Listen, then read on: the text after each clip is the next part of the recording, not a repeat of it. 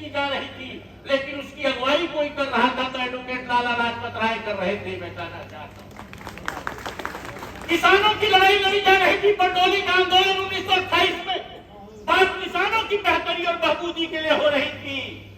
नेतृत्व कौन कर रहा था? हमारी आपकी बिरादरी के सरदार वल्लभ भाई पटेल कर रहे थे। मैं कहना चाहता हूं हम दान मांग के बनारस हिंदू विश्वविद्यालय बनाने वाले मदन मोहन मालवीय हैं। हमें नहीं भूलना चाहिए कि हम सीराज गोपालाचारी हैं, हम सीराज दास हैं, हम मोतीलाल नेहरू हैं। हम अपनी पीढ़ियों को याद करें।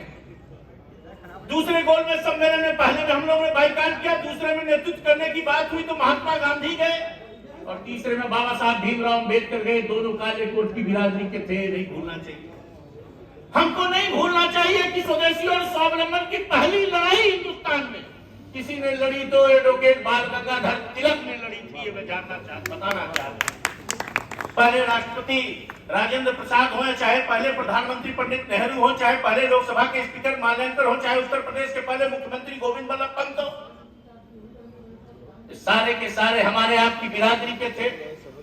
आप समझिए कि जितनी दिल्ली की आबादी है उतना एक आह्वान में किसान जुटाने की क्षमता किसी के अंदर थी तो मेरठ कचहरी में वकालत करने वाले चौधरी चरण सिंह के अंदर थी और किसी के अंदर। एक कौन देख तो तेरी हालत को क्या हुआ, हैरत में आईना है कि सूरत को क्या हुआ।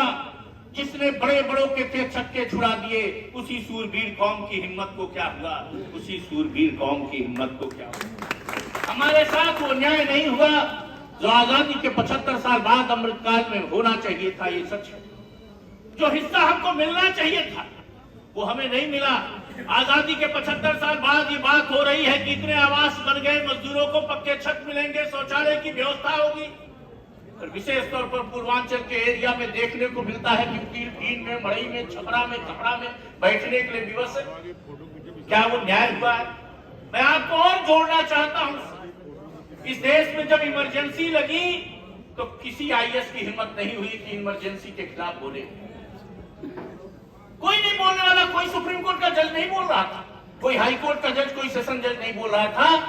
पीएन लेखी जेल गए, जेठमलानी पे मीसा लगा, अरुण जेटली 19 महीना जेल रहे, रविशंकर प्रसाद 12 महीना जेल रहे और नारीमन ने असिस्टेंट सॉलिसिटर पद से, जनरल पद से इस्तीफा दे दिया इमरजेंसी के खिलाफ। और आपको एक घटना बताना चाहता हूं जो आपको प्रेरणा देगी। इंदिरा जी के खिलाफ राजनारायण जी चुनाव लड़े थे, चुनाव इंदिरा जी जीत गई। राजनारायण ने इलेक्शन पिटीशन किया 1971 में, हम सब लोग जानते हैं। और उस इलेक्शन पिटीशन में जस्टिस जगमोहन सिन्हा साहब ने ऑर्डर किया कि इंदिरा गांधी का चुनाव रद्द किया जाता है। उस ऑर्डर को लेकर इंदिरा गांधी जी नानी पालकी वाला के घर गई। पालकी वाले ने उस ऑर्डर को देखा और हम लोग जैसे कहते हैं कि साहब इसमें स्टे करा देंगे, अब चिंता न करिए। और दूसरे दिन पालकी वाला साहब 23 जून 1975 को बहस करते हैं और जस्टिस कृष्णा अय्यर की हेडेड बेंच ने इंदिरा जी को रिलीफ दी और कहा मैडम गांधी पार्लियामेंट की प्रोसीडिंग अटेंड करेंगी, उसको इंटरिम रिलीफ दे दिया। लेकिन 2 दिन बाद मती मारी गई, बेटे के कहने पर उन्होंने इमरजेंसी लगा दिया। ये बात हमको भी खराब लगती, कोई मौकिल बगैर पूछे अगर अपने मन से काम कर दे तो पालकी वाला को बात खराब लगी कि इंदिरा गांधी ने इमरजेंसी लगाने से पहले उनसे राय नहीं लिया।